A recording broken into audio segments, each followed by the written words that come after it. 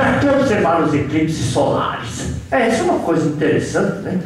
Às vezes a gente ouve lá na televisão, astrônomos se preparam para observar o Sol durante o próximo eclipse solar total. É quando alguém com mínimo de inteligência lê aquilo lá e fala: esses caras são doidos. O Sol está visível aí o tempo todo e eles querem observar o Sol durante um eclipse solar total, quando não dá para ver o Sol. Não parece um paradoxo?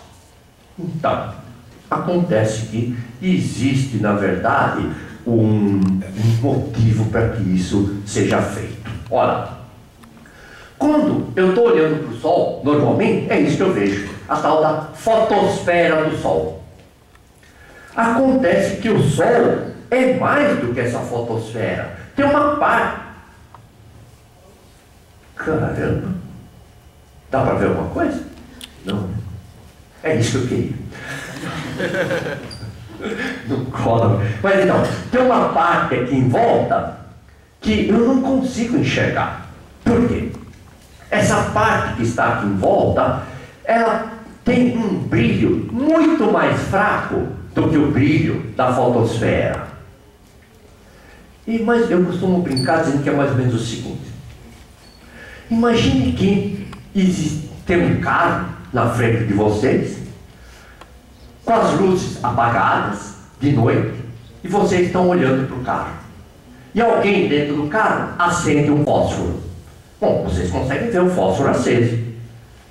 Só que imagine que, antes de acender o fósforo, ele acende os dois faróis altos na cara de vocês. E só depois ele vai acender o fósforo.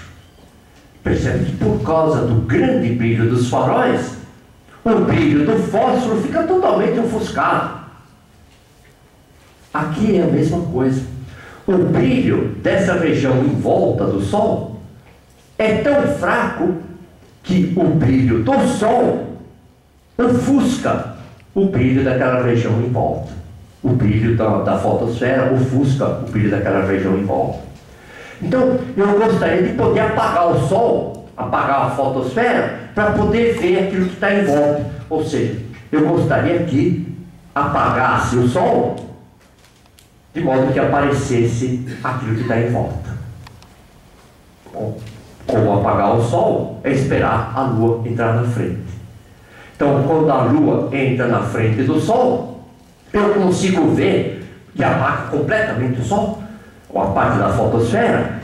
Eu consigo ver uma camadinha avermelhada, bem estreitinha, e uma outra camada que tem uma forma maluca qualquer e que na verdade muda de aparência conforme de um eclipse para o outro.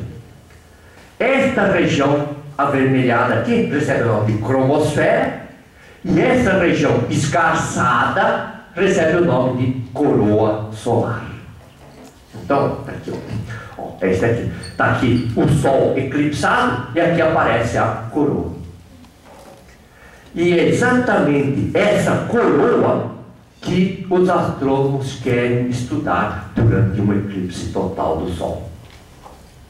Qual o motivo de estudar essa coroa? Bom, a gente quer saber do que ela é composta, e as observações mostraram que essa coroa tem uma característica de temperatura muito maluca. Por exemplo, nós sabemos que a temperatura na superfície do Sol, quer dizer, aquilo que eu estou vendo, é de mais ou menos uns 6.000 graus Celsius. Por volta, 6.000 graus. A temperatura na região central do Sol, onde estão ocorrendo as reações de fusão nuclear, é alguma coisa próxima a 15 milhões de graus. De modo que 15 milhões no centro, que eu me enxergo, mas vai vindo para fora, vai diminuindo, quando chega na superfície, cerca de 6.000 graus. E era de se esperar que conforme eu for me afastando daqui, a temperatura fosse caindo. E eu é que caio do cavalo. A gente verifica aqui, em alguns lugares aqui dessa cromosfera, longe dessa coroa solar, longe da fotosfera, a temperatura atinge 2 milhões de graus Celsius.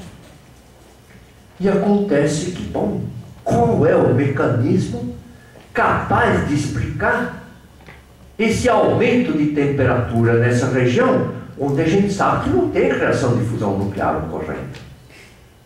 Então essa é uma dessas coisas que a gente quer saber. E nós vamos ver como é que algumas dessas coisas foram descobertas. Sendo que, inclusive, naquele eclipse de 1991 que eu contei para vocês, um dos objetivos foi fazer isso e foi testar uma teoria de um professor da USP e de um colega estrangeiro para aquilo lá. E aparentemente nós conseguimos comprovar que a teoria dele é verdadeira. Depois nós vamos falar sobre isso. Ó, tá aqui, ó, tá vendo aqui a coroa, tá vendo um outro eclipse, onde a gente consegue ver então uma região bem esgarçada, com temperatura, está vendo, 1,5 milhão de graus. Então, aqui alguns exemplos de coroas solares em diferentes eclipses. Então vocês veem que a forma da coroa muda bastante. Muito bom. Uma outra coisa que acontece é o chamado efeito diamante. Quando o eclipse total está começando, pouquinho antes do eclipse total começar, aparece muitas vezes um brilho enorme numa região pequenininha. A gente não sabia o que era. Hoje a gente sabe que, na verdade, isso não tem nada a ver com o Sol, mas é que são os raios de luz do Sol que passam em alguma das crateras, em algum vale, um desfiladeiro. Então, aquela luz que passa lá sofre um processo de dispersão, então, difração. E aqui, então, isso daqui ocorre, na verdade, por causa de fenômenos na superfície da Lua. Então tá vendo aqui? Nós temos aqui o efeito diamante e, ao mesmo tempo, aparece aqui uma região avermelhada aqui. Essa região avermelhada é a região da cromosfera. Nós vamos explicar o que é quando falarmos sobre o Sol. Então tá aqui um efeito diamante, aqui a cromosfera e aqui uma erupção solar. Outra vez, tá vendo a cromosfera e aqui a gente tem uma parte da coroa. Bom, e aqui uma outra coisa também que a gente percebe é que de vez em quando a gente vê uma região esverdeada na coroa solar. Mas é uma região de ionização muito grande.